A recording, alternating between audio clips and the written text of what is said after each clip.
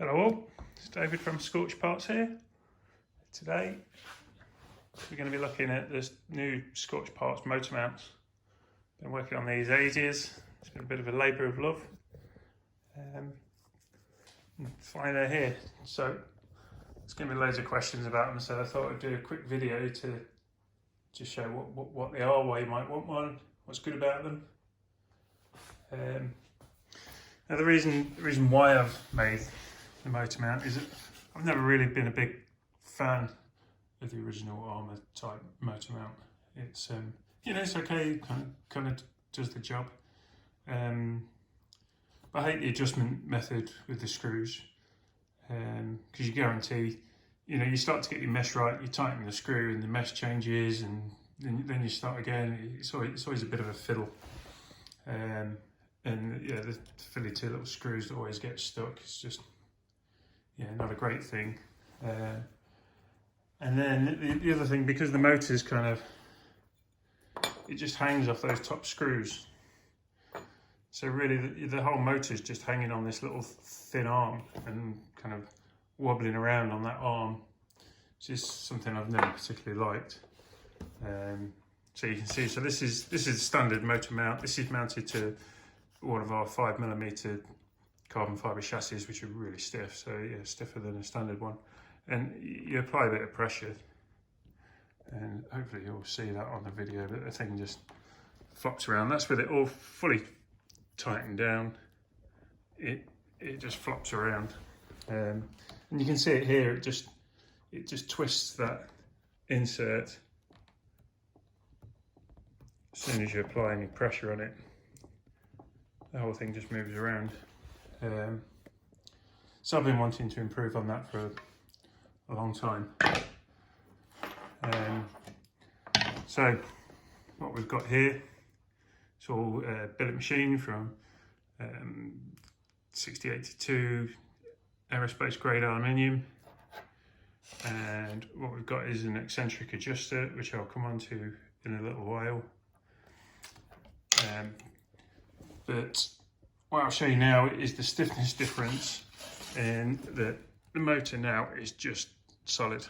It's got it clamped, and the reason is because the motor is mounted to this ring in the centre, and then that whole ring is clamped back to the main body of the mount. So that whole thing is just completely clamped, solid. So in terms of rigidity, it's a massive difference. We've also increased the foot size. So we've got a huge increase in foot size where it mounts back to the chassis. So that makes it a lot stiffer. And obviously being all aluminium as well increases the stiffness over this side a little bit. So that's the 25mm version. As you can imagine, this is kind of important, the stiffness on these kind of size motors.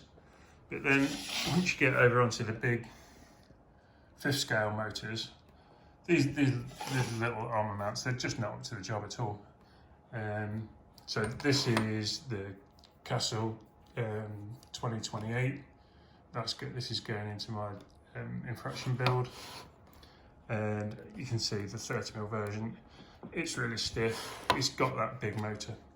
And that's what you really need to maintain good gear mesh, and so your motor's just not flopping around, which it would be in the standard sort of mount.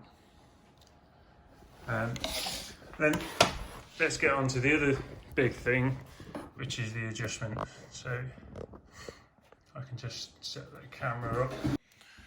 So to adjust the mesh, you leave the bottom screw tight, and you just undo the top screw. And then I use a 2.5mm driver just into that hole in order to rotate it around. And you just rotate the motor and the mount around.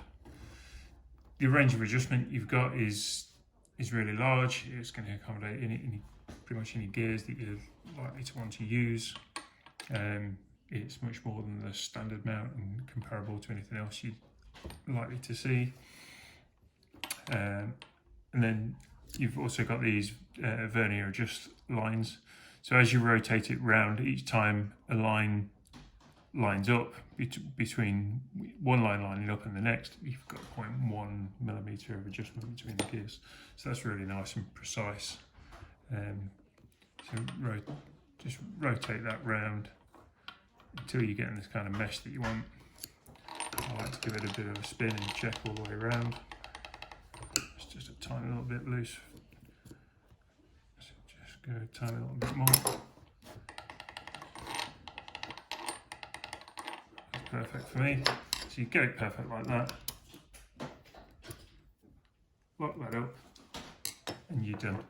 And when you lock that up, it won't move at all. The mesh will stay exactly the same. So it's really nice and precise, it's accurate, it's repeatable. And when you nip it up, that motor is absolutely solid and it won't change the mesh. So that just works really well. The other thing people are going to wonder is how you get the motor out. That's really easy, probably easier than the standard mount.